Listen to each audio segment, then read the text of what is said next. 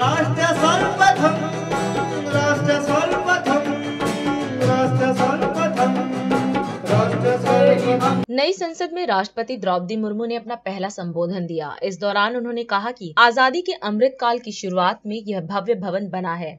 यहाँ एक भारत श्रेष्ठ भारत की महक भी है, भारत की सभ्यता और संस्कृति की चेतना भी है। साथ ही 21वीं सदी के नए भारत के लिए नई परंपराओं के निर्माण का संकल्प भी है। राष्ट्रपति ने विश्वास व्यक्त करते हुए कहा कि इस नए भवन में नीतियों पर सार्थक संवाद होगा, ऐसी नीतियां जो आजादी के अमृत काल में विकसित भारत का निर्माण करेंगी। आज की अमृत काल की शुरुआत में ये भव्य भवन बना है।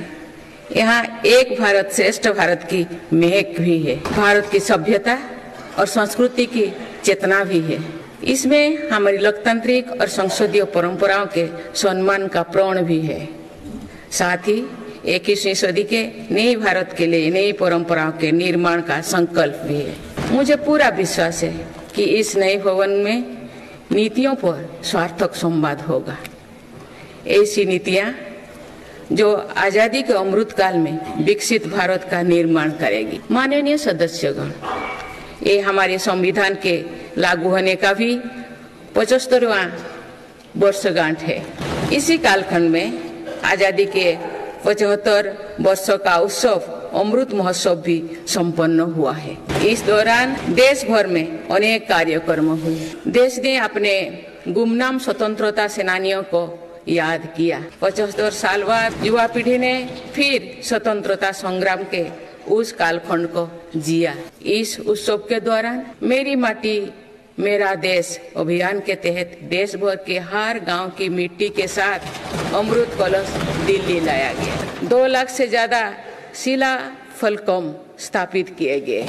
3 करोड़ से ज्यादा लोगों ने 5 प्राणों की शपथ ली।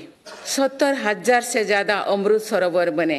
2 लाख से ज्यादा अमृत वाटिकाओं का निर्माण हुआ। 2 करोड़ से ज्यादा पेड़ पौधे लगाया गया। 16 करोड़ से ज्यादा लोगों ने तिरंगा के साथ सेल्फी अपलोड की। अमृत उत्सव के दौरान ही कर्तव्य पथ पर नेताजी सुभाष चंद्र बोस की प्रतिमा स्थापित की गई।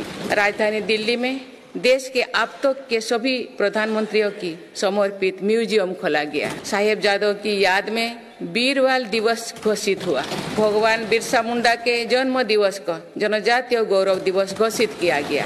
विभाजन की विभीषिका को याद करते हुए 14 अगस्त विभाजन विभीषिका स्मृति दिवस घोषित किया गया। माननीय सदस्यगण, बीता वर्ष भारत के लिए ऐतिहासिक उपलब्धियों से भरा रहा है। दुनिया में गंभीर संकटों के बीच भारत सबसे तेजी से विकसित होती बड़ी अर्थव्यवस्था बना। लगातार 2 क्वार्टर से भारत की विकास दर 7.5% से ऊपर रही है। भारत चंद्रमा के दक्षिण ध्रुव पर झंडा फहराने वाला पहला देश बना। भारत ने सफलता के साथ आदित्य मिशन लॉन्च किया। विकसित भारत हमारी अमृत पीढ़ी के सपनों को साकार करेगा।